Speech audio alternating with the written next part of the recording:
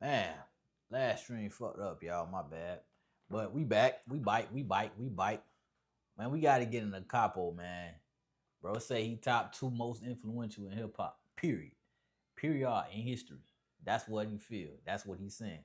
So we finna get into exactly what he said, and then we finna react and break it all down straight like that, man. Let's get to it.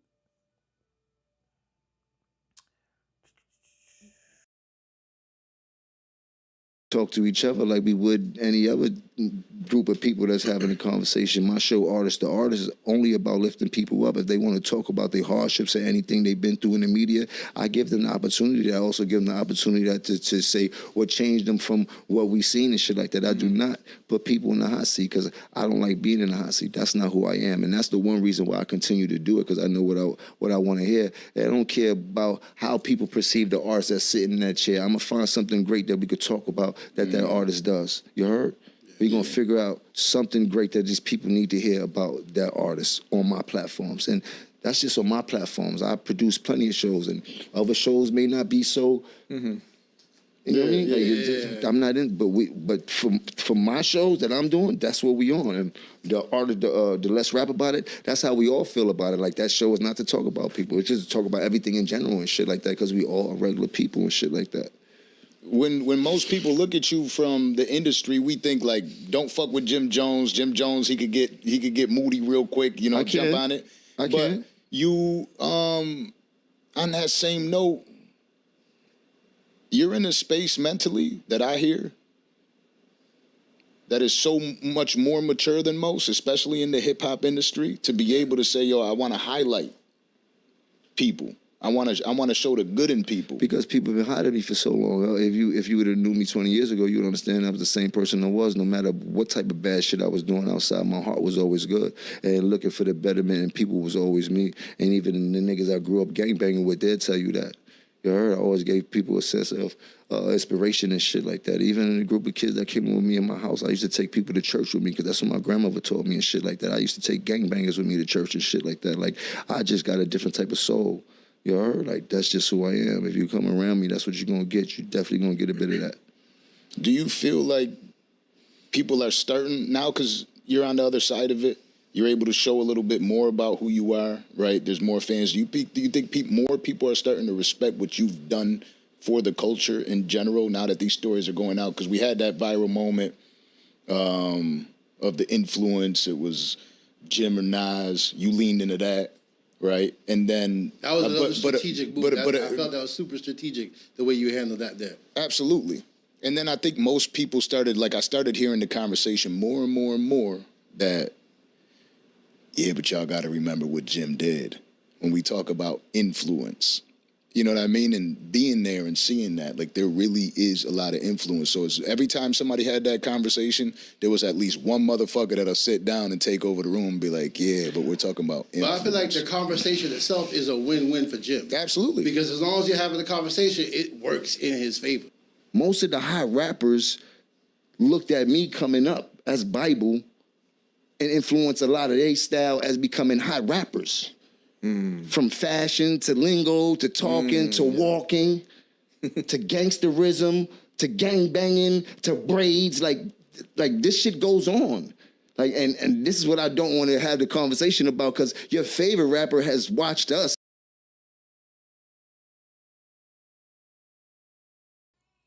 Bro, they edited it out, bro. They edited it out when he said he was top two most influential. It ain't in there. Because when it jumped from when he went to talking about most rappers, he said it before that. You feel me?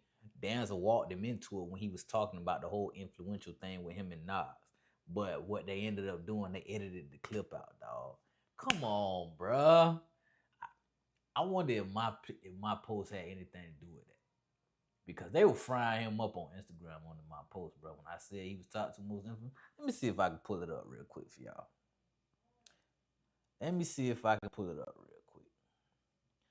Cause I'm telling y'all, bro, they was frying Jim up, bro. And I think that's why they edited that shit out. You feel me? I think that's why they edited it out, dog. That's how I feel. Dang.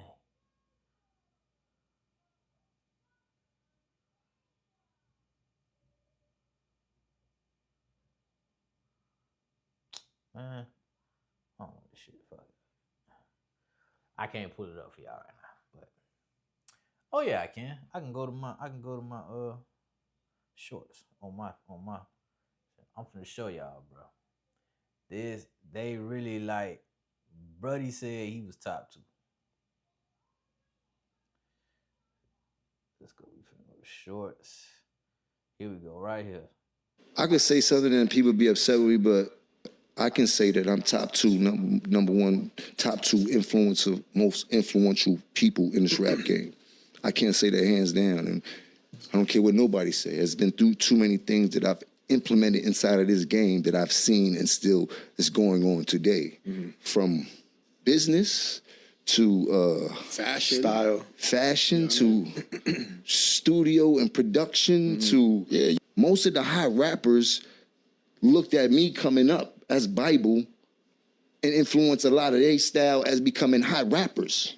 From fashion to lingo to talking to walking to gangsterism to gang banging to braids like this. See, that's the part they edited it out. They edited it out when he was talking about he was top 2 most influential. You know what I'm saying? And I'm guarantee it's because of my Instagram post, bro. My Instagram, they fried bro up. They fried homie up, dog. But we'll keep watching. Has watched us since they were children. Yeah, I always say that. You heard? Yeah. I'm the last of the Mohicans of the niggas that did that. Yeah. I was just telling Orlando, I'm like, I always grew up listening to Jim and I fuck with it because it was so believable compared to like a lot of shit that I was hearing. So that's that. I think that's definitely genuine when people feel that. Person that I've never dressed like anyone in this rap game. Facts. I give you that. I give you that. How many people has dressed like me? Well, a lot of people. Yeah, it's gonna be. See, I'm finna show y'all something. Take a look at this now. This got 132,000 views, 2,186 likes, 3,100 comments. You feel me? And 2,200 shares. That when he talked about he was most influential. Look at this shit.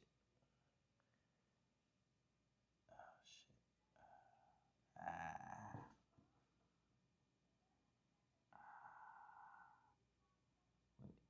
There we go. Damn, the fucking glare.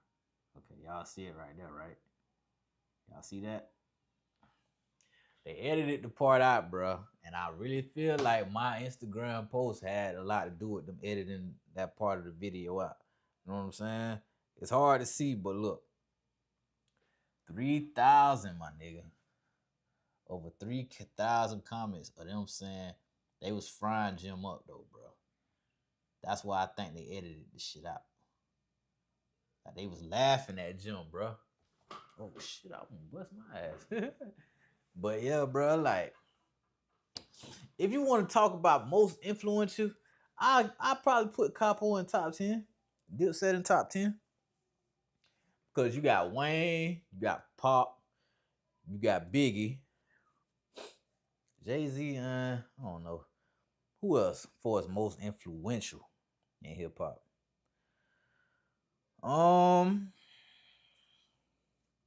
Definitely Wayne, like I said, Pop for sure. Biggie to a certain degree, yeah. Nas, I put Nas up there. Jay-Z maybe to a degree, but not like fully. And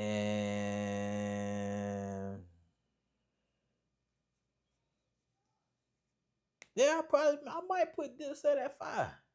I might put Dipset as a whole at 5, bro. For the dressing and all that. Yeah, I put Dipset at 5. But Capo himself, most influential, I say top 10. For sure. You know what I'm saying? But let's keep. I said I was quiet. I was muted. My bad, y'all. But I basically said I put Capo at top 10 most influential. Dipset top 5.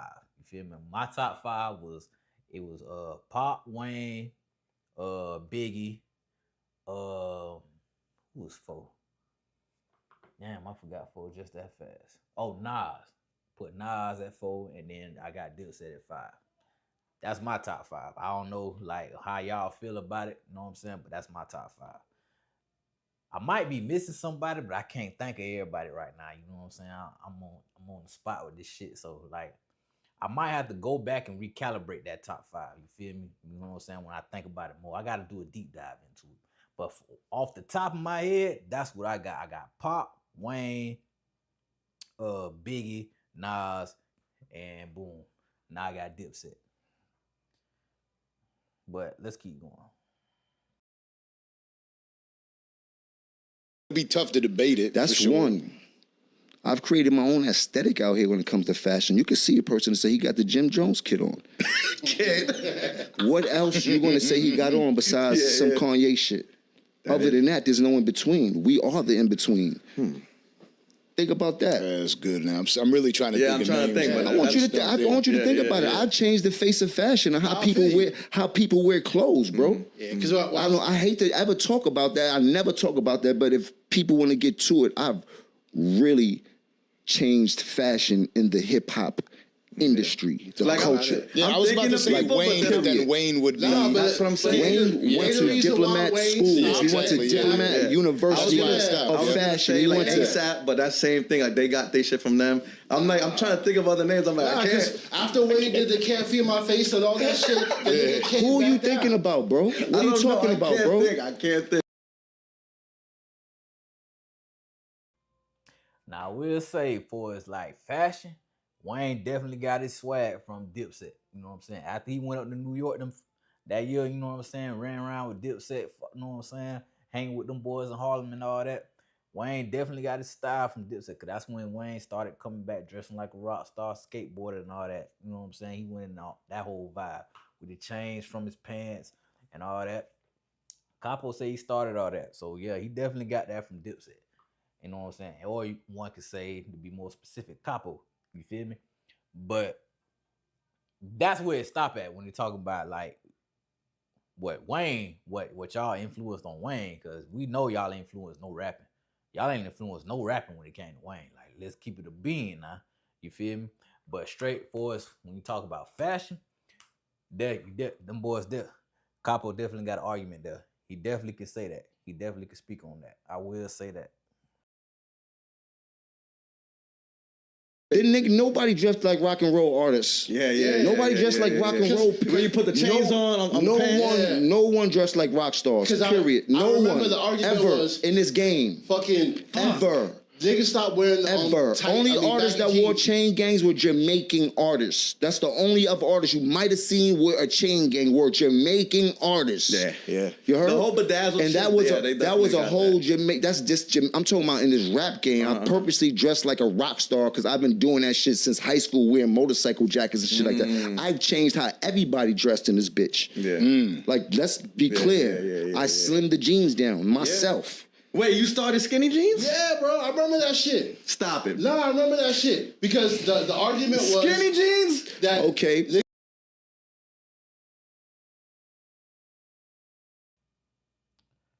Now that part, I ain't sure about. I don't know who came in with the skinny jeans swag, like who started that first. But you know what I'm saying? If Jim want to make that claim, he can make that claim. I can't think of nobody else that started it. I don't know who started it for a fact, but I mean, Capo might have a point there. You feel me? I just know when it come to that fashion shit, they definitely put their stamp on the game. When it came to that fashion, Dipset themselves put their stamp on the game. Cam with the pink jacket, you feel me? With just the pink in general, you feel me? Niggas wasn't really rocking pink like that before Cam did it. You feel me? On top of that, Jewels with the bandana, you know what I'm saying? The jerseys and all that. You feel me? Capo, rockstar look, changed from his pants, chrome hearts. This, that, and I ain't even know Chrome Hearts was that old, to keep it a buck, and I'm 36. I ain't even know Chrome Hearts was that old. I thought Chrome Hearts came out, shit, like probably like a few years ago. I ain't even know it was that old, though. But, so, bruh got some arguments, you know what I'm saying?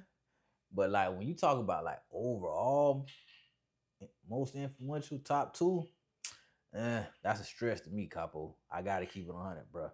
That's a stretch to me. Niggas was wearing big jeans. I started wearing True Religions. True Religions were the slimmer jeans than anybody ever wore in hip hop.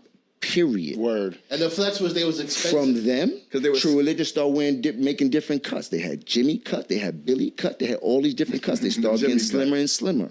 You heard? Like I've implemented a whole fashion aesthetic in this game that's still prevalent till this day. Yeah, that listen, I was grown-ups, kids, all alike still dress like me today. If you wear something hanging from your waistline that goes to your wallet, that's me. Yeah, I don't care who you are, unless you're a rock star. If you're not like Tommy Lee and them, don't do it. You heard? Shouts to Tommy Lee, because that's my guy. You heard? Yeah. Told me a couple good rock lessons and shit like that. Man. He's a good faction, shit, man. No, all of that shit, all this chrome hearts these guys are wearing today, I put chrome heart in the game. Shouts to my lady Chrissy. First person to show me what chrome heart was when she showed me doing the rock star shit with the cut up whole jeans and all that. She said, "Oh, you like that? Oh, I'm gonna take you to the store, chrome heart, where all the rock stars go." I went in there, almost cried. Bro, the tank tops were $600. I was like, where we at, bro? These is Fruit of the Loom tank tops they selling for $600. She like, bro, this is the shit. You heard? They got change for 3 bands. I'm like, this isn't 03, bro. 04. Remember that, bro. Yeah. None of your favorite rappers was probably born then. You heard? Yeah. You did? I was around. I remember that shit. Joel's whole kitted go chrome heart crazy after that. 100,000 of chrome heart. Every trip he used to go dumb in the chrome heart. Like, yeah, I ain't gonna lie. Because when that movement happened, I was still broke as hell, trying to be. You know what I mean? One of them ones. Yeah, I had this. Every time I bought a True Religion pair of jeans, that brought me right back down to broke. You know what I'm saying? Yeah, I'm shit peeking for myself. Yeah, Diplomat as a whole influenced the game in a whole nother fashion level. That's a fact. When we was doing the jerseys, the tees, the cutoffs, the pink, like even that the just. bandana.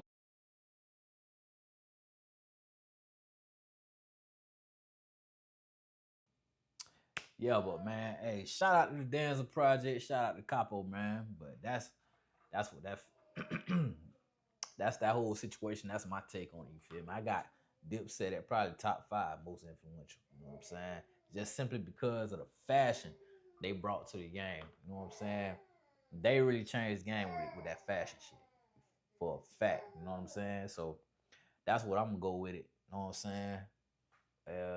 But top 2 for Jim, personally, nah. Can't go that far. I might, like I said, I probably got him in top 10. Top 2 though, nah. Can't do that. All right, bro, let's move on. We gotta keep this shit moving. What's up with Ross, y'all, bro? Ross been tripping, dog. Ross went on Patrick Bet David and went to talking spicy, bro. He went to talking spicy about a gang of them boy. First it was Drake, you feel me? Then it was 50. Also, he dissed Freeway. Who we want to start with? Let's start with Freeway first. Oh, we can start 50. Fuck that. Let's start. What does it say about him? You're saying 50 lives in a tube. He just did a big documentary on Diddy that blew up. No relationship.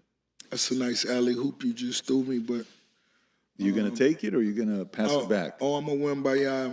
I'm gonna win by y'all. You're gonna win by y'all. Yeah. I'm gonna win by y'all. That bitch for you. I got you, but nah, homie, Wash. We've never been cool. From day one. No.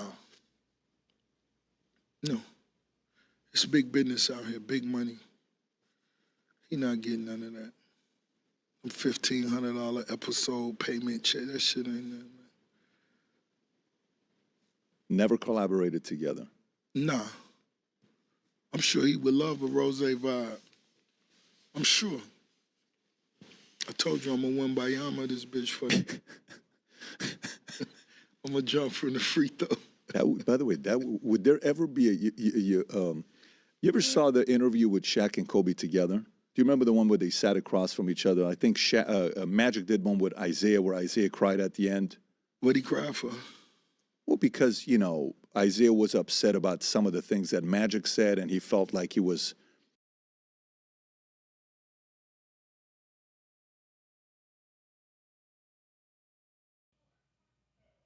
See, when these dudes sometimes interview rappers, this how disconnected I feel like they are sometimes. Like they kind of out of their place. You feel me? In over their head. Like you asking this man about the interviews friends did with each other because they fell out. You feel me? Shaq and Kobe was teammates, bro. They won championships together. The boys was cool at one point until Kobe wanted Shaq traded, and then Kobe went and telling Shaq business about, you know what I'm saying, cheating on his wife and all that. So of course, you know what I'm saying, they was cool at one point. 50 and Ross was never cool, bro. Them niggas never had no relationship like that. Them niggas was never cool. You feel me? Ross went to dissing 50 when he seen that when 50 was beefing with Fat Joe and all them, he felt the beef was about to spill over. You know what I'm saying? Because you already know Khaled was cool with Fat Joe and them. So you know what I'm saying? Ross just picked his side. And them boys been beefing ever since. You know what I'm saying? 50 with Ross' son, you know what I'm saying? He rubbing him on his head, got the whole sex tape with his Ross baby mama. Not him specifically, but another dude in it. You feel me? That's what that is, bro. Him asking them about an interview them boys did, like 50 and Ross would never do that, bro. Let's be clear. Them niggas never had no relationship. You know what I'm saying? Ross tripping though, talking about 50 only getting 1,500 episode of Power. Come on, bro. We all know what Power did. We all know what Power doing. You know what I'm saying? So Ross being disingenuous there. You feel me? But come on, bro. There ain't no love lost between these two niggas, man. And it ain't never gonna be cool. It's gonna be up forever between these two. Cause Ross is very petty. 50 is very petty. And that's just how that shit gonna go. Cut from the '92 Dream Team, that whole thing, you know. He didn't make that dream. He didn't make that dream because team of was Michael. special. That was a dream special team was dream. special. Yeah. That was the greatest shit ever put together. You ever seen this one with Kobe and Shaq? No. Will there ever be a time where Rose will do a sit down with 50? No, this is a nice alley-oop. Go ahead, finish. I'm a win by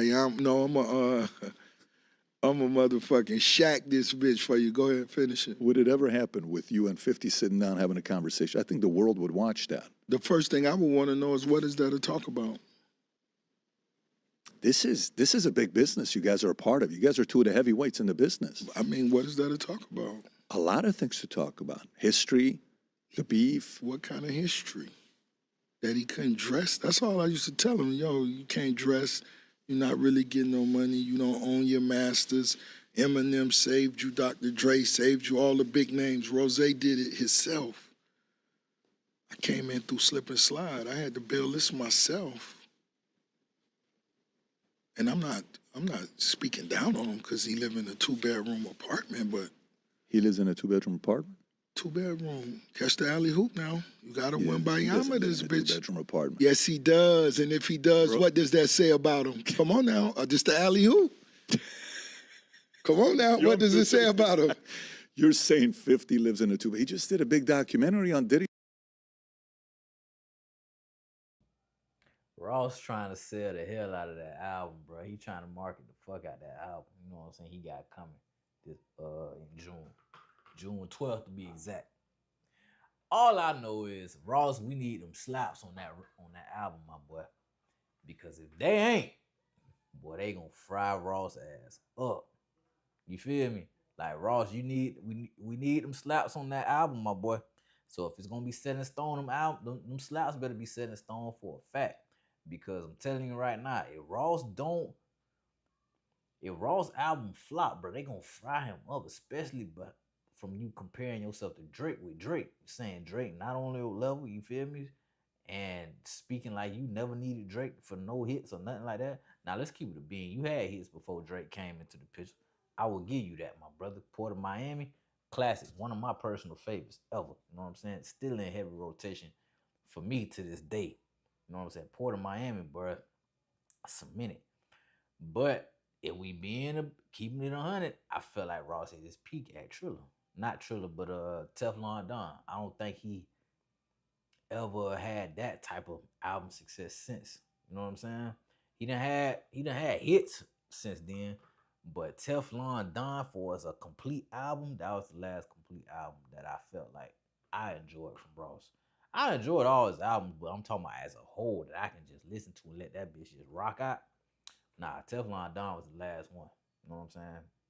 All them other ones, I can just pick and choose certain songs that I see that I like, but I can't just let the whole album just play. See, I can let Triller play. I can let Port of Miami just play, and I can let Teflon Don just play. The rest of them albums from Ross, though, I can't. I gotta pick and choose what songs I want to hear and which ones I don't, because there's a lot of skips on a lot of them. You feel me? But that's just me personally. That's how I feel. That blew up. It was a #1 documentary for like weeks. They just use him. They'll put his name on there, give him 10K, and that's it. He don't own any of that. You think he's taking 10K for that documentary?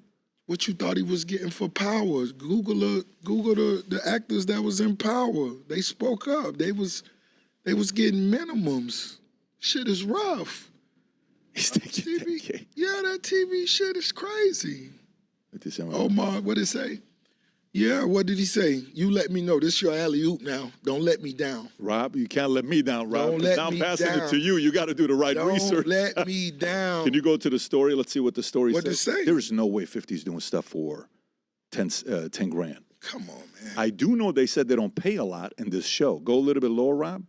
No, they talking about the Power pay complaints. So during his These are the finales and all that. Come on, man. But this what I'm going to do for you. This is a nice alley-hoop. Just because you finna plug me with the Dolphins for you. Just because of you, I'll let 50 wash the bottom of my yacht. You're going to let him wash the bottom of the yacht? Yeah. I mean. You're going to be that kind? Only because it's you. Wow, your level of kindness is on a whole different level. Now, I'm going to say something that 50 made a point about a while back. 50 did say Ross only mentioned his name when he got to get back in the limelight, when he trying to stay relevant. You feel me? Or when he got something to sell. Ross got a new book out. Ross got that album coming out in a couple weeks. He going hard at 50. He went hard at 50 in the Joe and Jada interview too, talking about how he'll slap 50 with that new pinky ring shit he got. So I mean, if you really thinking about it, 50 kind of got a point, bro. Because you keeping these dudes' name in your mouth, bro, but just to build yourself up. Because you need to sell an album. But I just know that bitch better do numbers. You feel me? I just know it better be hits on that album. Because if not, like Rose, they gonna fry you up, my boy. They gonna fry you up, dog. And that's just the bottom line. That's just, you know what I'm saying? But we gotta listen to what he said about Freeway with Ross. This was by far the most diabolical part of this entire interview. What he said about Freeway Rick Ross. I'm telling y'all, bro. If y'all ain't heard that yet, you gotta hear it. Because I'm telling you, what he said about Freeway with Ross is just diabolical, dog. The man who he got his name from, bro, I'm telling you. Was it a bad thing? Why would a crackhead inspire the boss Rick Ross to want to be 1.6 million? The coke guy. No, but right there, that's Freeway Rick Ross was what, 6 years? And then you let the audience decide which one becomes a hit. They ultimately going to determine what's the hit. You can't tell them. Do you already kind of personally sit there and say, I think out of the record that's coming on June 12th, I think these three are the ones that I'm most excited about? Without a doubt. You most definitely hear some shit and you say, hey, boy, this shit crazy. I can't wait to see what the response is. Yeah, when I talk like that, that's usually what that is. So there's going to be some diss tracks that some people in the album that's coming out. Some names will be called out in the album that's coming out. It's a good chance. It's a good chance. Yeah, it's a good chance. Is there going to be like a Leroy in there, Bruce Leroy type of thing, or no? Oh, that was a nice alley-oop right there. 50 Cent. You saw he threw me the alley-oop about your son. Yeah. That's a nickname. Bruce Leroy. Yeah. That should be a song title. Well, could it be? It might not be too late. It might not be too late. It might not, man. Two last questions before we wrap up. You ever see these guys? You ever see these watch review guys? Because you're a watch guy. Facts. What's your favorite watch? Like, if you have a watch, do you have a big watch collection? I have a nice timepiece collection. I do. A lawsuit. He had to pay for your legal. Bust down. So, it's funny. The guys earlier, they're like, Pat, this is the third Rick Ross you've had on your podcast. I said, third? Who are the other two? I know one of them. One of them is Freeway Rick Ross. But apparently we had a Rick Allen Ross who was on the podcast about a year ago, who was a cult deprogrammer. Okay, where people who join cults, he deprograms people from having joined the cult. Okay.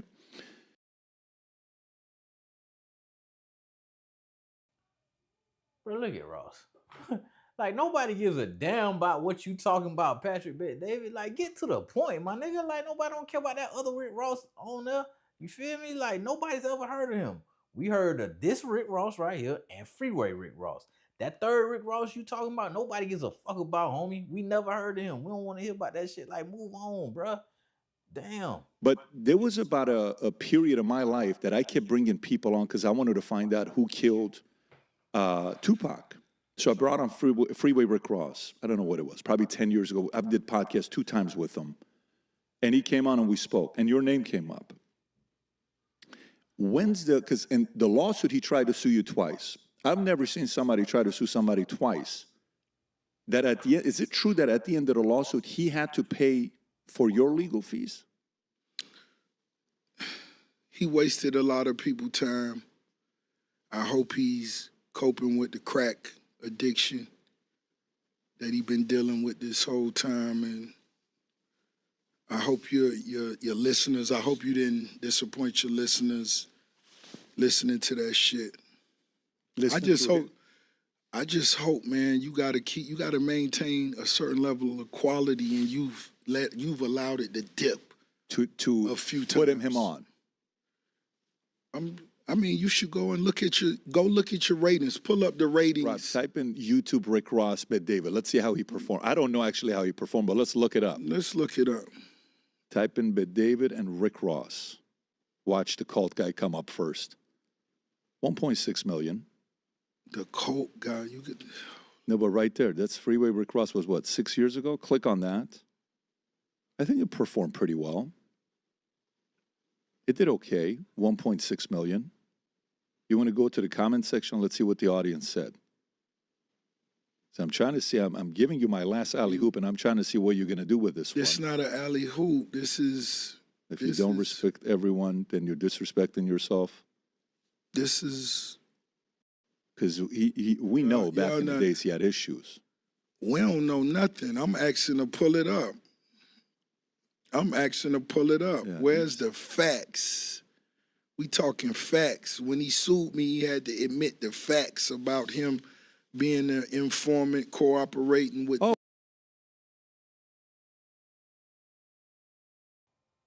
Ross, the facts is, my boy, your whole name came from him. Your name was inspired by him, bro. Your whole persona came from Freeway Rick Ross and his story, bro. Like, come on, like, we gotta keep it a beam, bro. You can't just dismiss that, Ross. Like, come on, bro. That is the facts, though.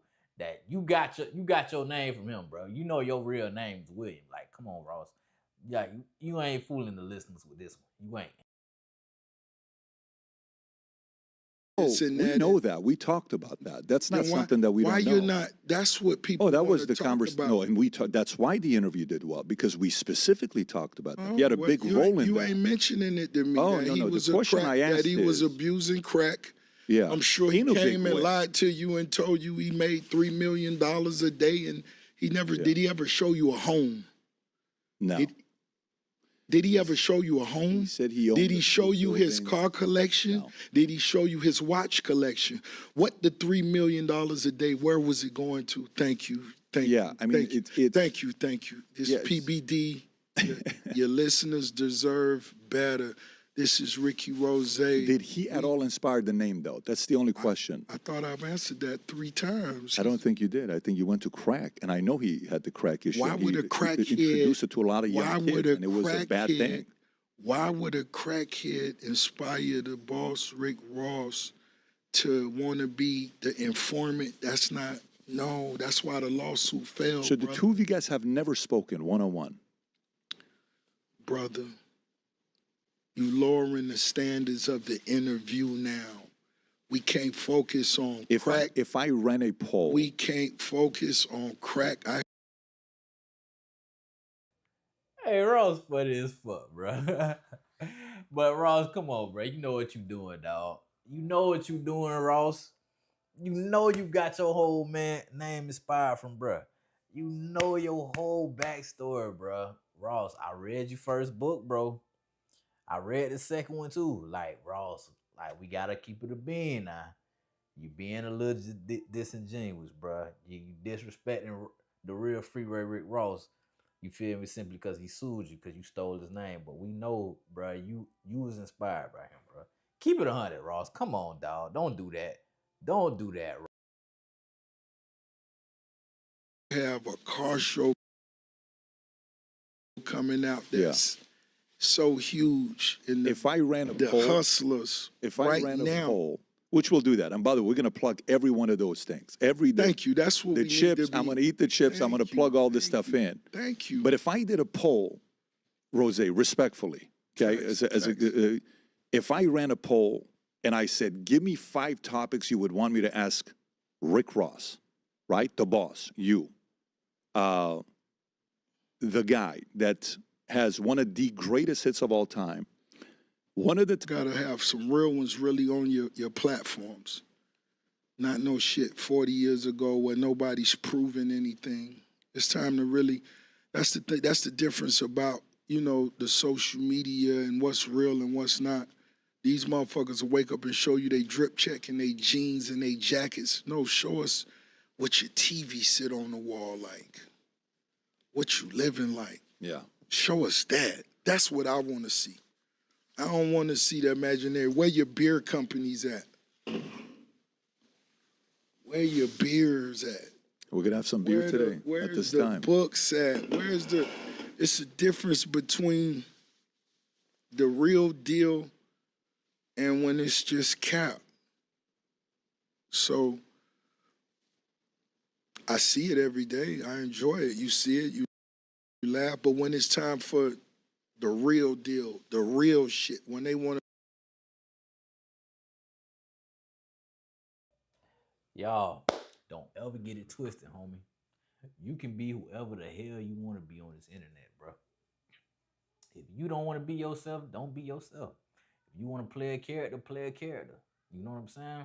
Most of the time, I'd advocate for people to be authentic, to be themselves.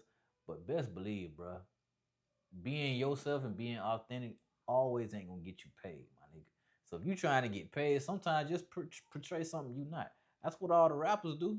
You feel me? That's what a lot of these so-called influencers do. You feel me? Like, they portray a lifestyle and they portray somebody that people aspire to, bro. They really not that, though. So just know you can be whoever you want to be on this internet. It's up to you, though, who you want to be. And it's up to you, though, to make sure you can sleep at night with that person who you playing on the internet. If you can sleep at night fooling people, being one way on the internet versus being off that, that's cool. Do you? You feel me? But if you know for a fact that you got to be one way or the other, I advise you to take that route. But what I'm going to tell y'all, I never said this before. With the internet, you can be whoever the hell you want to be. You can play whoever you want to play. You know what I'm saying? You can portray whoever you want to portray. Because being authentic and 100% true to you always ain't going to get you paid, homie. I'm going to just keep it 100. What's going to get you paid is the way you get them eyeballs. You know what I'm saying? The more attention you grab, more dollars gonna come your way. But if not, if nobody don't care about nothing you got to say, then you playing yourself, bro. You just wasting your time. You might as well find a way to get it to stand out in this game, bro. And a lot of people do it by just being something they not, or being something but being one way online and being a totally, completely different person offline. You feel me? But that's what I had to grow to realize. You feel me? In this game, in this whole content creation space, bro. Bro, niggas don't be 100% themselves. No, niggas play one way on the camera and then they play another, and then they be themselves off it. You feel me? When that camera turn on, they a whole nother different person. You feel me? Versus who they are off camera. Just know that. Don't always feel like you gotta be 100% authentic how you is on camera versus off camera. Because a lot of times it don't go like that, player. It just don't. Sometimes you gotta play into it. You gotta play that character. And that's just how it go. But all right, let's move on, man. Now we finna go to that boy. We finna go to Charleston White. Cause Charleston White did a new interview with Big Bank. You know what I'm saying? He did a new interview with Big Bank. And he touched on a few things, bro, that ruffled people's feathers. You know what I'm saying? Let's see what he said about Iceman. Let's see what he said. How do you feel about the new Drake albums? Have you got to spend a bit of time with them? I listened to the first one. It's Iceman. You can't take nothing good. You can't overdose on nothing like that on one time. You can't. So you got to take your time. Yeah. Don't rush, because he didn't take his time putting it out. Don't be so rushed to judge it, because normally you have to listen to an album one or two times before you can.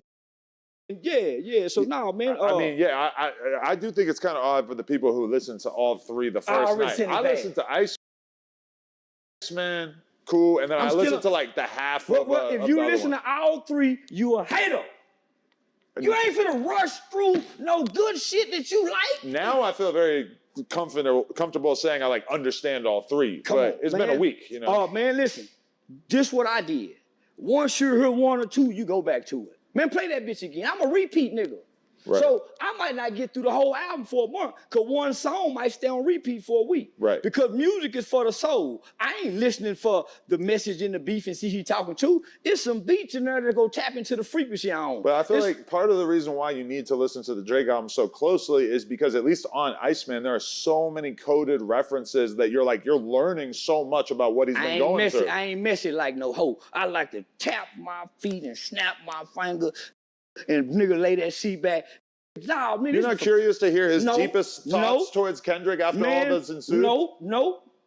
You know why? He stayed silent, so this ain't about now. His former great friend J. Cole, he's got words for him. He's speaking to Lucci, and he's speaking to. I wouldn't give. Listen, I'm not in music to depict messages. I'm in the music to hear good music. Yes, a message in the music, but so is the lyrical content in the beat frequency. Man, but I feel like part of what you get from a Drake project is you get to learn so much about what it's like to be the biggest rap star of all time. He doesn't really do interviews where he talks that deeply that often. So this is the kind of thing that you really get to find out about through the music, right? You have to be very in tune into the beef to be able to depict who he talking to. I can't figure out who he talking to. That's part of the fun. You go on Twitter and you see people break it down. You watch some videos. So there's a song Lil Baby got, Other Boy. And in that song, he said, turn the boy into a male stripper. Somebody say he talking to this guy. I ain't know that till somebody said it. Yeah, I probably wouldn't know either. That was saying. Who's a male stripper? Who's he beefing with? I ain't finna say that, because Yeah? So listen.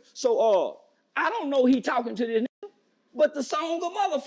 Turn a boy into a man. It's just a good punchline. But a lot of the biggest artists are like this now because Taylor Swift, same thing. People love to pick apart her lyrics and try to figure out. She's talking about all her past relationships. But you could be a surface level Taylor Swift fan the same way you could be a surface level Drake fan, or you could dig into all of the depth. Luther Vandross was singing love song like a motherfucker. Right. Nobody knew he was singing to a man.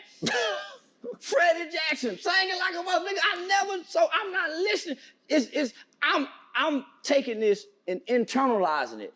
I'm not trying to figure this man out. Okay. My life is music heals the soul, gets you through shit. Nigga, when I'm feeling good and that good motherfucker song come on, I ain't think them niggas beefing. But so, okay, given your ability to decode an album is based mostly on just how it makes you feel, how do you feel about Iceman? When Tupac was talking all that shit in Machiavelli, I wasn't trying to decode it, and I'm still not trying to decode it now. Bro, how's Iceman making you feel? It's a good album. This is a historic album. Hell yeah. Last nigga did this was Tupac and DMX. Them was the last nigga put out doubles, and they was good albums. He done put out one good album that I done heard. I ain't got to the other two. Why? I ain't rushing through nothing, nigga. I'm gonna go back and play that bitch again. The Blueprint 2 was a double album. Yeah. Pretty good album. Yeah. Wu-Tang Forever. Yeah. But it has kind of fallen out of favor. But a lot of people put out albums now that, like, even Drake's past albums, like Scorpion and shit, were kind of like too long to be like single. All right, bump that. Let's get to Charleston White message to the black man. Cause bruh had a few messages to the black man in this Big Bank interview. He most definitely did. Wait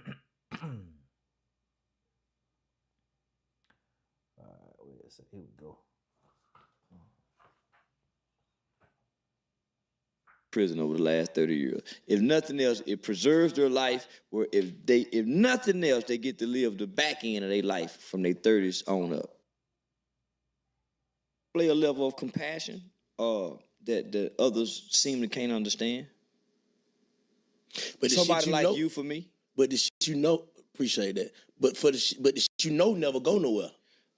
So it's like you battling yourself every day, right? That's an internal battle that nobody knows happens. Yeah. That's your fight that you keep to yourself, your internal battle.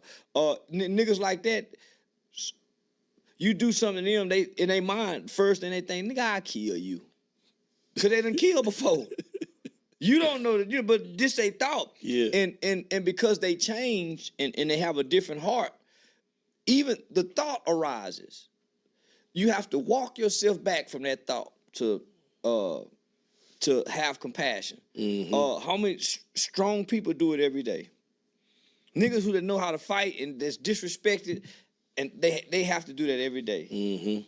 Cause they'll really hurt somebody. Niggas that'll really hurt you are like sheep. And every day they have to walk themselves back. So that's an internal struggle. Just like the nigga that's playing tough, really weak. That's an internal struggle. That's why he playing so motherfucking tough. Facts. It's an internal struggle. So it's just that one of them causes darkness when they show up, and the other ones bring light.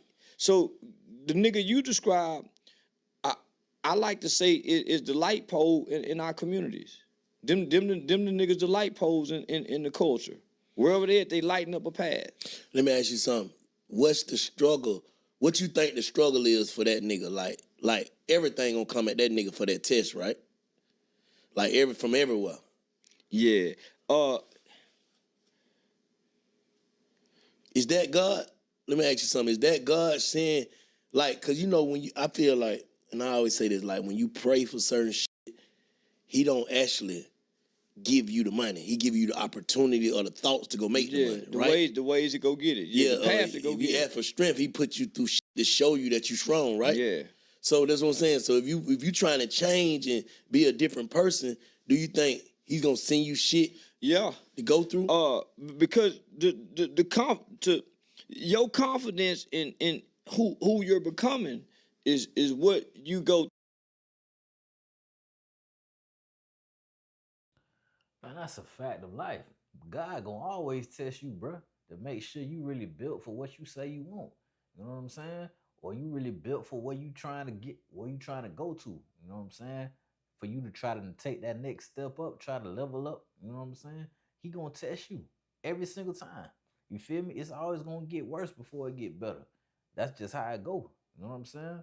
God gonna really always test you and put you in the worst position to make sure whatever it is you've been praying for, that you ready, that you prepared to have it.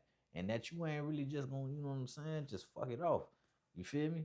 Like when you get it, because he, you know what I'm saying, he gotta make sure you ready for your blessings.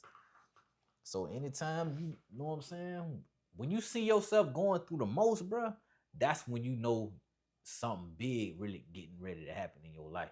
You know what I'm saying? When you getting tested the most, time after time after time, that's how you know some dope shit finna come your way. But it's only if you stay down. It's only if you weather the storm. You feel me? Because that's all it is. It's just a temporary storm. That's all it's gonna be. But a lot of people, they give up and they break before the storm ends. Through, and you overcome it. You get in a situation, and you get angry and you feel like hurting somebody, and you don't hurt nobody.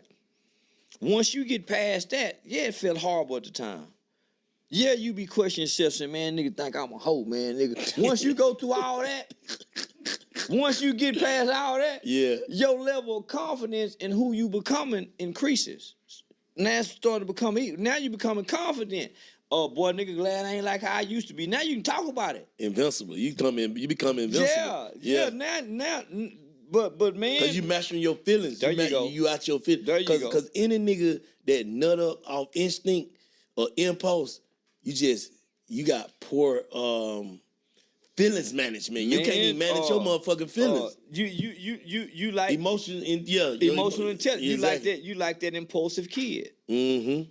You like that impulsive kid. You acting off impulse. That's the mentally retarded. That's the mentally retarded nigga. He mentally retarded. So he go to his feelings. He can't think through his emotions. Mm-hmm. And that's the problem with most black males. They can't think through their emotion. That's where emotional intelligence come from. Now, I had to tell my son this. I broke it down to him the way he got it. When I was like, bro, if a nigga can say something to make you feel something, he can fuck you. Damn, because nigga, when we talk to bitches, we say something to make her feel hot. The fuck. Mm-hmm. So if a nigga can talk you out of your life, he can talk you out your ass. Them niggas in the penitentiary have started to do it. They stopped taking it. That's a fact, bro. If anytime a nigga can get you out of character just based off something he say, bro, you ain't got no control over yourself. You ain't got no self-control. You ain't got no emotional intelligence whatsoever.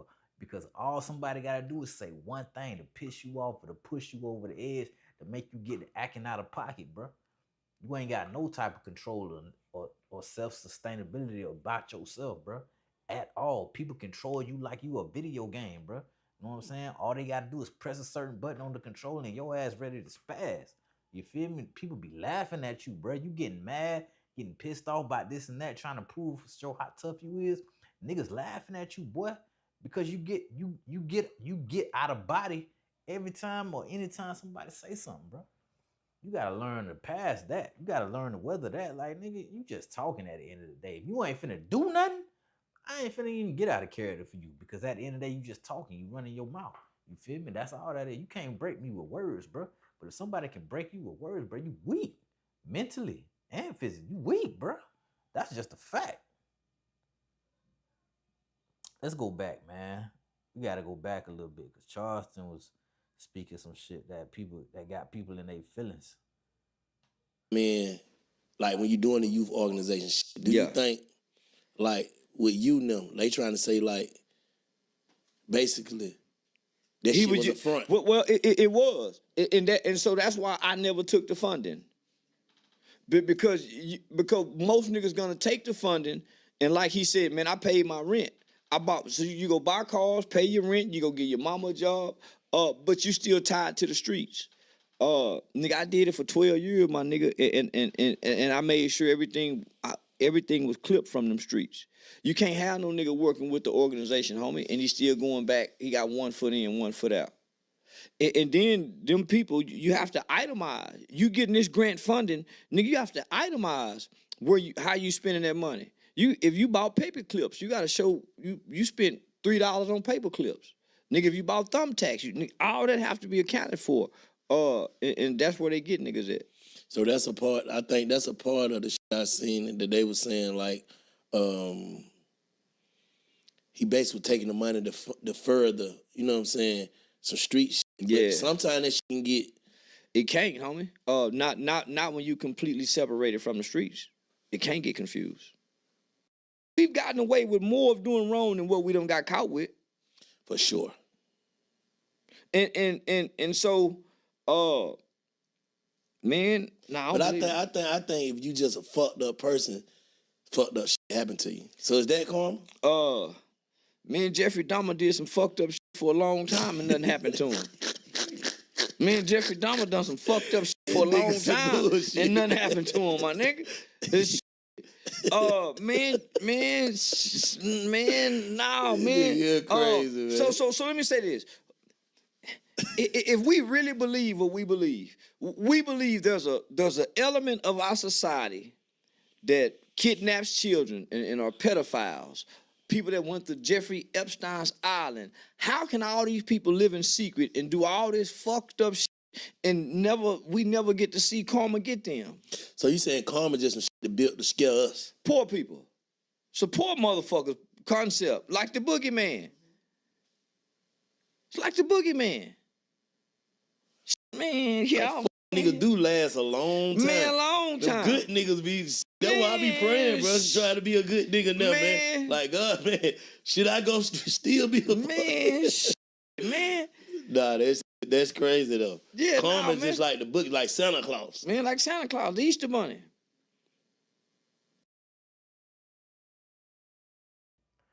Yeah, when you think about it, boy, them fuck niggas last a long time.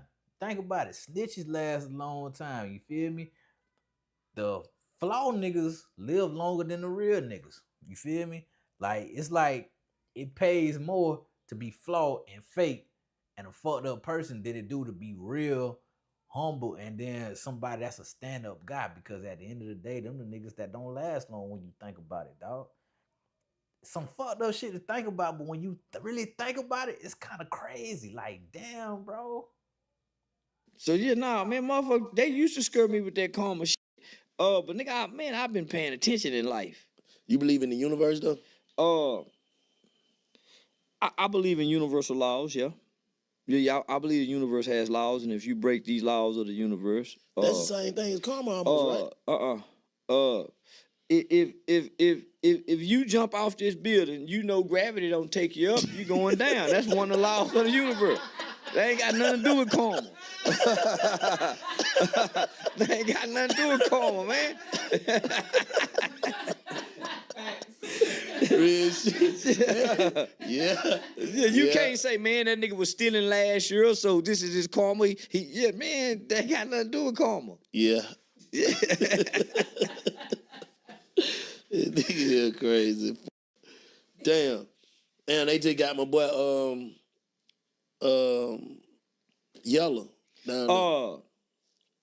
Yeah. That caught me off guard. That caught me off guard. You know, the streets always said it. The streets go, you know, the streets talk. And they go try to connect the dots before the investigators. Yeah, they always saw shit before. Yeah, and they saw this motherfucker like 2, 3, 4 years ago. But man, Mo 3 didn't give that nigga no chance. Man, that nigga was in a lose-lose situation. Nigga shooting at you, trying to kill you. Nah, that little nigga was on their ass. Huh? That little nigga Mo 3 was on their ass. Oh, see, I don't know what happened. I never met Mo 3, but he was on their ass. And he was going to put in their music. You know, that nigga Yellow Breezy, Sprinter got shot up. He got hit that time. That little nigga say he did it. And after he did it, he went and got his dick sucked. Yeah, that little nigga was on their ass. So, yeah, they had to put that fire out. Yeah, they had to put that fire out. Did it divide the city though? Yeah, it did. It divided the city like a motherfucker. I see the new crew, they kind of bring them some young players. Yeah. 700 Montana, Montana and Zillion. So yeah, them some young players. Yeah, they bring this back. Oak Cliff and South Dallas. Yeah, them some young players.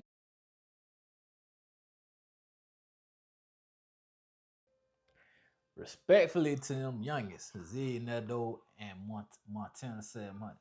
Bro, they are not Yellow Bees, and they in damn sure is not Mo 3. Yellow Bees and Mo 3 both had hits, bro. Yellow Bees and Mo 3 both had superstar potential. I don't see that with Zillion and Montana 700. You feel me? I don't see it, bro. Zillion it looked like he made the same song over and over and over. Montana 700, he ain't got nothing really good, like intriguing to talk about. Beezy had hits, man. Beezy had hits. He had hits with Chris Brown. He had the solo hits. Mo 3, he had hits. You feel me? Everybody ain't your friend. You feel me? Nigga, I be bumping that 219 like it ain't nothing, nigga. What? Man, Mo 3 had hits, bro. Mo 3 could sing and he could rap. You feel me? Zillion and Montana 700, I'm sorry. Them niggas is not on them boys' level. Yellow Bees had "It's on Me, Baby." It's on me, baby. And then the song with Chris Brown, bruh. Zillionaire Doe and Montana 7 Money ain't got them hits. I'm sorry. I say the nigga Zillionaire Doe make the same song over and over, and Montana 700 has nothing to talk about, bro. Honestly, I appreciate the type of music that Zillionaire Doe be like. He be trying to put a positive message in there, but I'm sorry, it just don't do it for me, bro. It just don't. Not to the level of not to the level of Yellow Beezy or Mo 3 did. And cause Mo 3 had it, bro. Mo 3 had it for sure. Yellow Beezy too.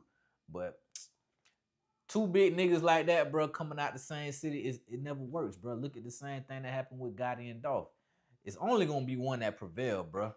It's never gonna be two. It just ego is too big, bro. That's just how it go. Yeah, so you champion that? Yeah, they're a breath of fresh air. Cause they they talking get money. Yeah. They talk unity. Even though they got the criminal aspects of the drug selling and the hustling. They ain't talking about hurting nobody. Yeah. They ain't talking about robbing. They ain't talking about running off on the plug. Some young niggas can get some, that's out there in the streets and in their life can get some game from them. Yeah. And those that ain't can really vibe to it, in a clean, good way. Yeah, yeah. Shouts out to them boys. Yeah, man. yeah. Who else in Dallas that we might not be Big up? X, nigga, Big X. Yeah, Shouts out to Big, yeah. Fat boy. Yeah, for real, yeah. The new Heavy D. Big going crazy down there. Yeah. He a cool nigga, good spirited guy. Yeah. Who would you say the GOAT from Texas? The GOAT from Texas. Man, you gotta go DOC. It's getting funky, nigga. Wait, yeah, you gotta go DOC. If it wasn't for that car wreck, nigga, when he got with Death Row, he would have been a bad motherfucker. Yeah. Then you go down to Houston, and that's to go out of Dallas. Then you go down to Houston, and me and Scarface, Pimp C, Bun B. They looking at you saying, man, he's spending a lot of time, a lot of energy, but we still in the same position. We're struggling. You don't become a hero to them people out there, but nigga, your value is diminishing inside of your home. Mm-hmm. Just like the car, but I know his brain not developed. What do I do? You call the police on him. How? It's at gun. This kid done this with an undeveloped brain. You ask this kid why he did this, he really don't even know. It was what he felt. And he come from abuse. He come from trauma. He come from neglect. So his brain might not even develop till he's 30. So you want this kid to but when it's time to sentence this kid, when you playing black against white, you saying white people should give this kid a break because he's a kid. Them white folk wrong for giving a nigga 70 years and 19 years old. You say they wrong. But you look at these kids with your street codes just how the judge look at them when he sentenced them. You applying the same street codes on your kids. That makes sense. I'm applying these same harsh laws on them. Yeah. But I'm wrong as a white judge. No, you're wrong as a culture. You devour your children with these codes. Damn. So how do you determine, like, if you're a nigga out here and you see a kid with a shyster mask on, with a pistol, trying to take your shit, do you not hold him to the same standards as a man with a gun? Yeah, you kill him. But you kill him. You kill him. You know what I'm saying? But the same thing. You supposed to understand he not developed. But this is different when you saying the court of law. This is not the streets. See, y'all keep applying everything to the streets.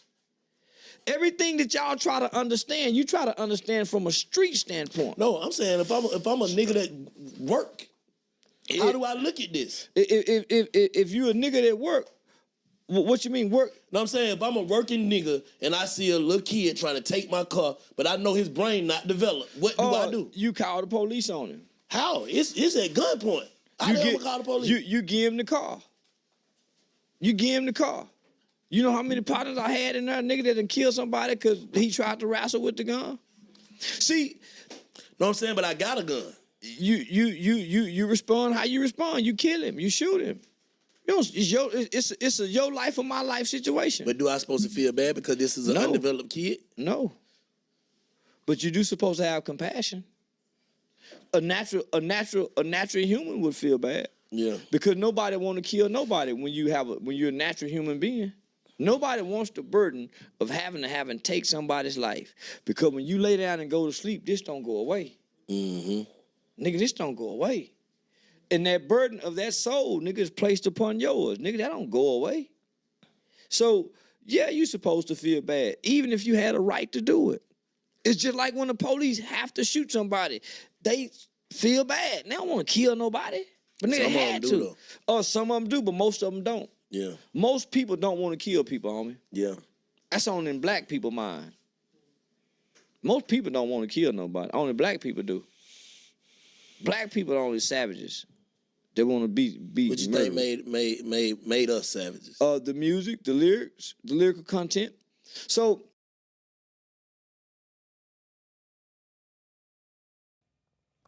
Damn, bruh. Charleston, we savages, my nigga. That's how you feel? I don't 100% agree with that statement. You know what I'm saying? Because I feel like you got a lot of white serial killers that are unalive people. You got a lot of, you know what I'm saying, Mexicans, whatever, you know, whatever race. It ain't just black people always want to feel the urge to want to like unalive one another. That just ain't true. You feel me? Yeah, we get influenced by the music for sure. That's a fact. But us as only savages that only just want to like murder unalive people just because, nah, I can't agree with that statement, homie.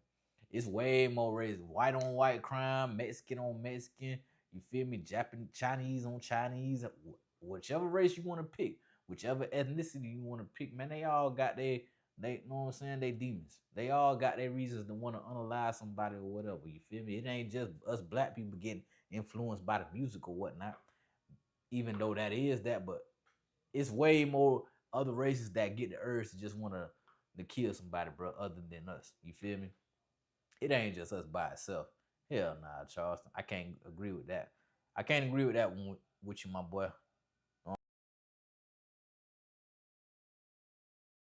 I remember being in church one time, and the preacher says, faith comes by hearing the word of God. Well, if your faith comes by hearing whatever you're hearing, then all we hear is what we hear. Fuck you, bitch, kill, nigga, die, hoe, fuck. And that's from the time we wake up. We'll go at work and we'll play this music. We get in the car and we play this music. So it's almost like a spell that's being put on us. It's almost like a spell. Nah, you're right. It got the right kind of tempo and beat and music, the drum beat to tap into our souls. So that murderous spirit and violent spirit can enter into our minds. So nigga, so our kids now, we wasn't walking around with earplugs. We had a Walkman, but we didn't walk around all day with it on. Our kids walking around all day with earbuds on. We don't know what they hearing. We don't know what the devil whispering in their ear. So now they got a new vibration. I'm on demon time. Nigga, when have we ever as a culture tapped into the demonic side of anything? So this some different shit.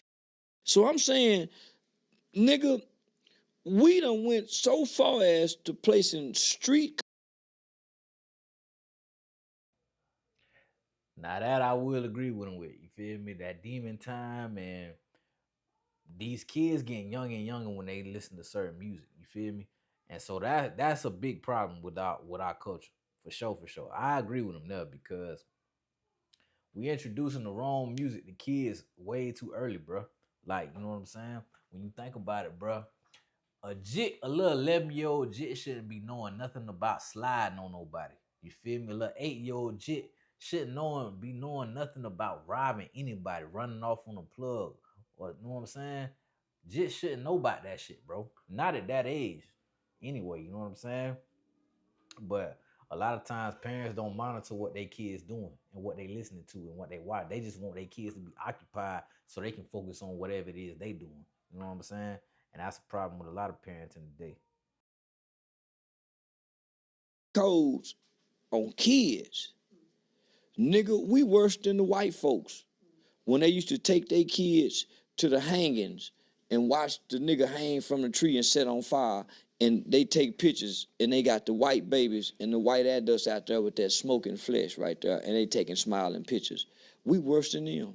So if God came down today and asked you, Charleston, what should I do? What would you tell him? Enslave black people again. Put them back in chains. Hit the reset button so it can produce a greater group of people. Man, so it can produce a greater group of people like the slaves did. How the slave gonna end? How? Didn't you see what slavery produced, nigga? It was great people when they come out of slavery. What you mean? They were great people. Like what? They built Black Wall Street.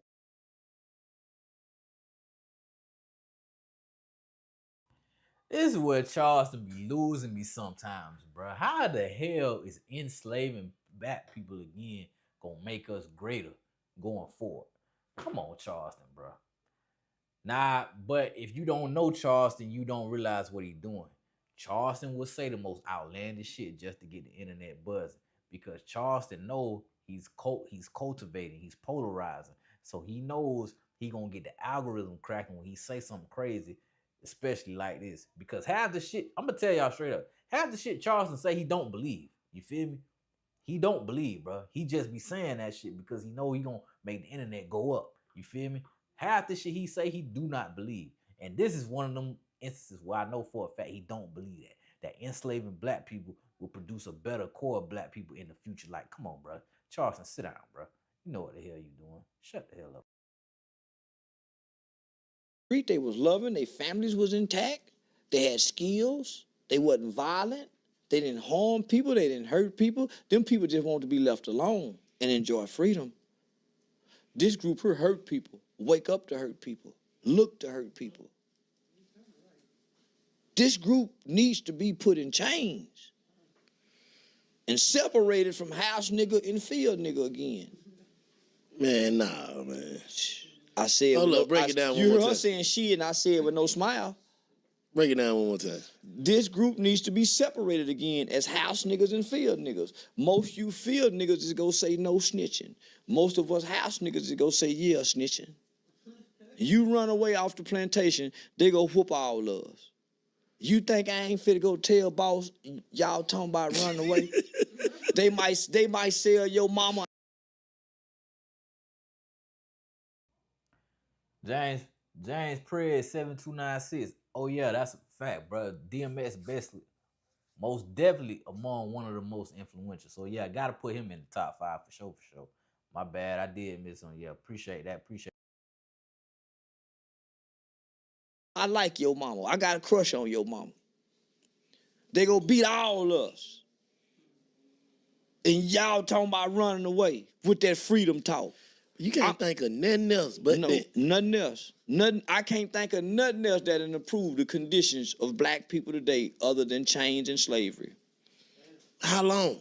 400 years, like the last slavery, to reproduce the exact same thing. Man, them was some great people. Our great-grandmothers and great-grandfathers, that had land, knew how to work the land.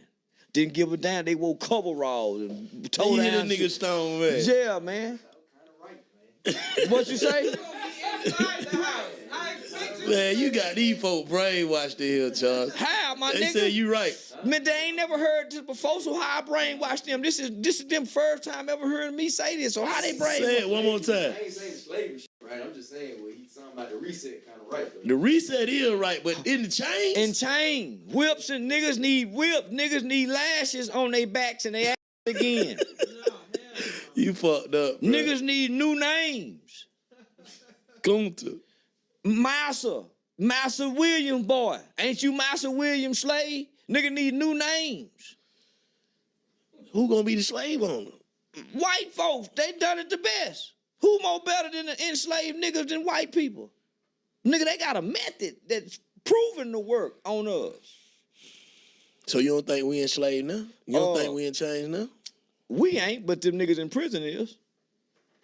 Because but you don't think the internet got us enslaved though? Yeah, you are absolutely right. So because that's a new world. So we're not enslaved in this physical world, but you are a digital slave when you.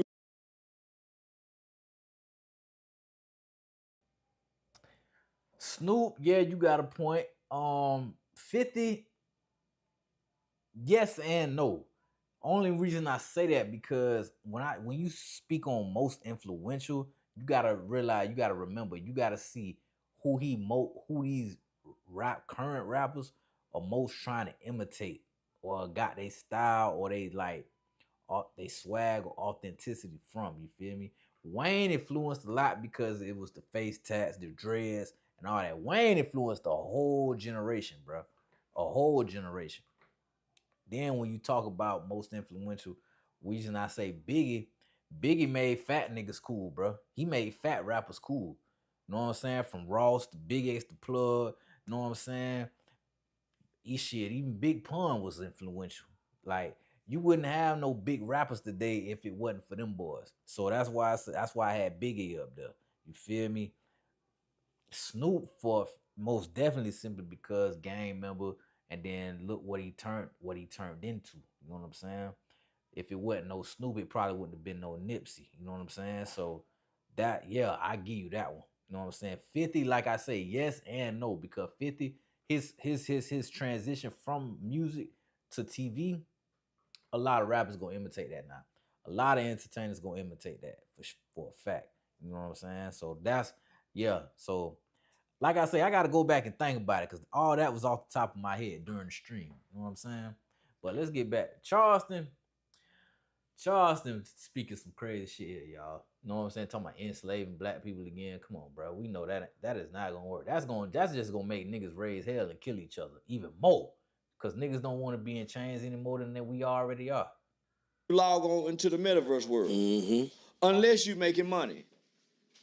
If you making money, it's like sharecropping because they making money out for you. They just gave you a little piece of their land and letting you. So it's sharecropping if you monetize. But if you ain't monetized, of course you're a digital slave. So I don't want to hear nothing about men back in slavery. If I was in slavery, I would have done this. You doing what you would have done, cooperating. You ain't you because nigga, it's metaverse world and you are a slave. And by you being on there with your time and your energy, people make resources and money off you just being off there, off your labor sort of. Your time, however long you're on there, people making trillions of dollars off you. That's just one person.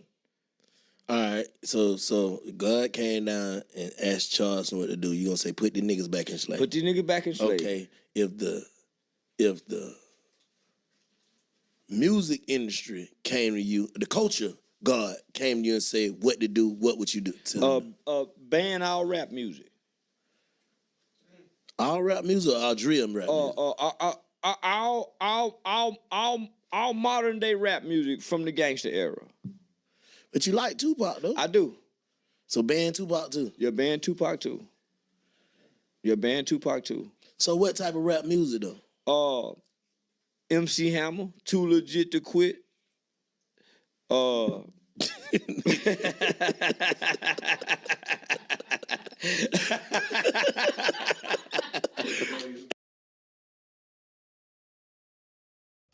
Man, Charles don't believe half this shit he's saying, man. Stop it, bro.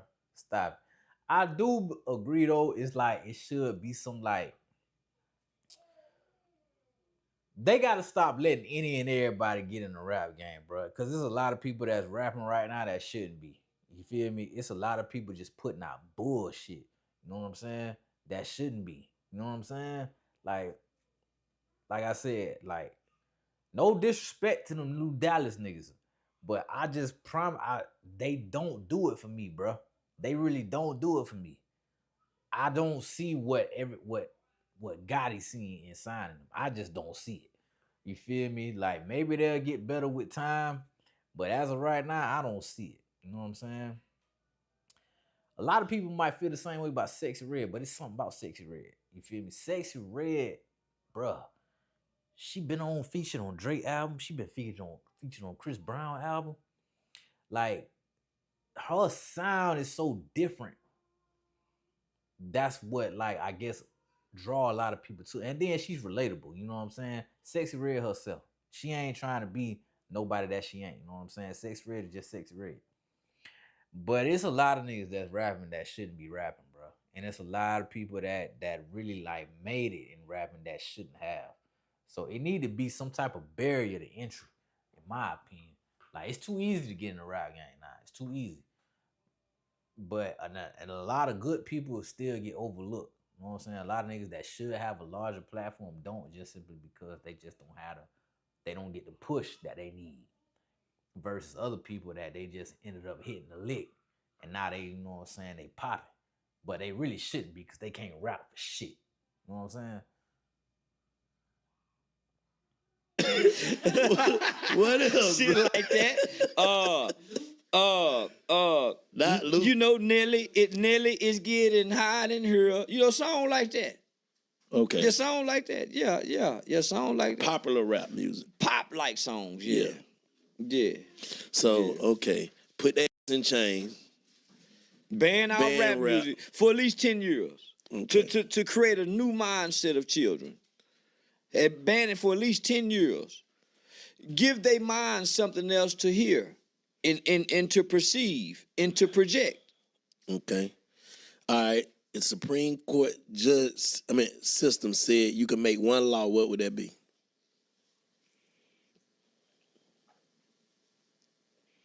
Make one law.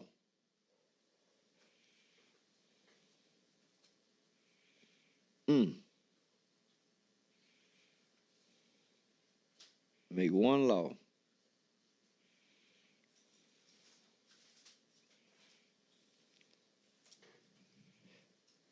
Man, that's a hard one. It'd have to be a law that children. I will make a law, homie, where I'll make a law. Every black child that graduate high school get an automatic check for 150 bands. 150,000, especially if they going to college after. You feel me? You get 150,000 no matter what, whether you want to start your business or whether you want to go to school. 150,000, all you gotta do is graduate high school. Boom. Because we be starting behind the 8 ball, bruh. You feel me? Like, you know what I'm saying? But that'll be only for kids, you feel me, that really need it. You know what I'm saying? Or kids that just come from middle and low class. Anybody that's born, any black child that's born rich, I mean, obviously you don't need it. You already have the resources. But middle class and lower, automatic check for 150 bands. That'll be the law I make. As soon as you graduate high school, that's what I do. All rip. You know what I'm saying? Long as you graduate high school, you get an automatic 150, whether you want to start a business or whether you want to go to school. Either one, however you want to do it. But that's yours. You just got to graduate high school first, though. all children records are sealed at 21 years old, and they get the same opportunity that I got in life. That's a good one. They get the same, cause right now today, nigga, you get in trouble. So you get in trouble at 14, 15 years old for stealing a bike. It don't go away. Nigga, I was afforded the opportunity because I lived in the state of Texas, and my governor at the time was Ann Richards. In Texas law, at 21 years old, my record was sealed. So there's no history of this other than that video. That's why ain't nobody came with no paperwork. My records were sealed. So when they do a background check, there's no history of me ever being locked up for a murder. So I got a second chance at life. How niggas looking at you at school and shit after you did that? Like, I didn't go to school. Nigga, I was in the boys' home till I was grown. What about boys' homes and juvenile and shit? What they were doing? Nigga, everybody had murder cases. So I went to Giddings State Home and School, which was a facility that houses Texas' most violent youthful offenders. So the age limit was from 12 to 21. So it probably about to like 7. I had to learn how to walk again at 7 years old. So nigga, I ain't really get to play outside. I ain't get to go to school. I had a private tutor. This is 7. When I was 8 years old, I put my eye out playing with a homemade slingshot. I had to have 9 eye surgeries from 8 years old to 12 years old. Where do I get to be street and learn street shit in between this? Nigga, so when I'm in the show from 8 years old to 12-year-old, I done had 9 eye surgery before having my eye removed. So I had my eye removed in the 6th grade. So nigga, the 6th grade, really the 7th grade. Nigga, the 7th grade is the first time I done got to go a whole school year and be a regular kid. 8th grade, I catch a murder case. How I'm a street nigga? Nigga, I'm a handicapped kid, been out here playing bullshit. Nigga, how I'm a street nigga? Nigga, I just learned how I'm a street nigga to not to snitch, nigga. Nigga, I've been in the hospital all my life. Nigga, I finally get to, nigga, come on, man. I'm just hanging with some kids to fit in. So when I get to the boys' home, nigga, I get exposed to the gang culture. We're coming from a single parent home, being a little disabled boy, not being able to play football. Nigga, the gang culture was everything a nigga was looking for when you as a young male into a man, and then became a father.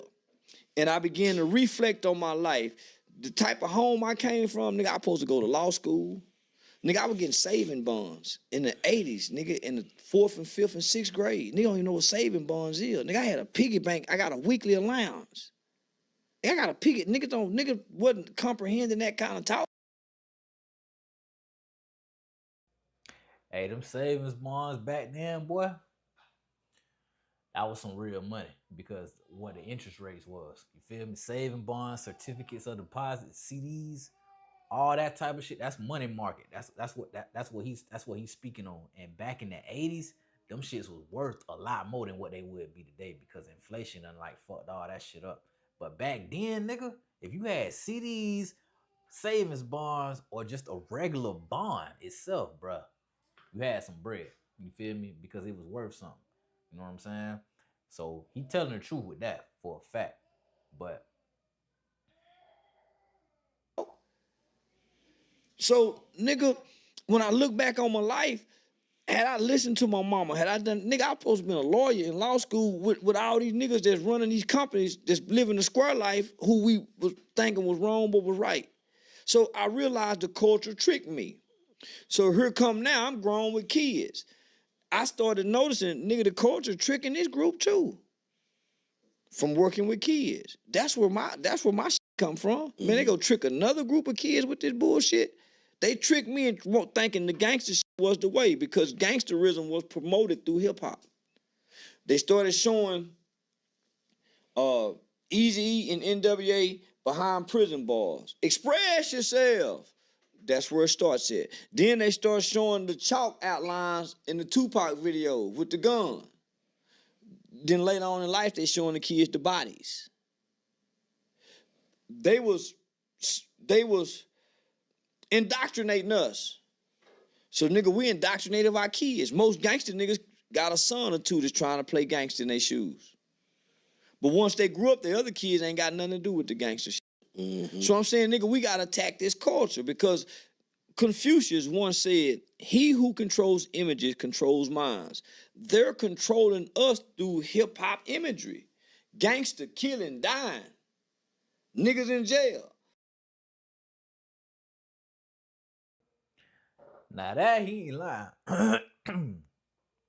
Look at all the niggas that's trying to kill Gucci for giving a statement to police because he got robbed.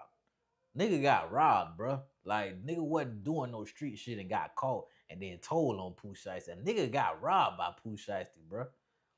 That shit what Charleston White speaking, that I fully agree with because niggas take that street code to a whole nother level, especially niggas that's never even been involved in the streets. They think a nigga that gave a statement to police is telling.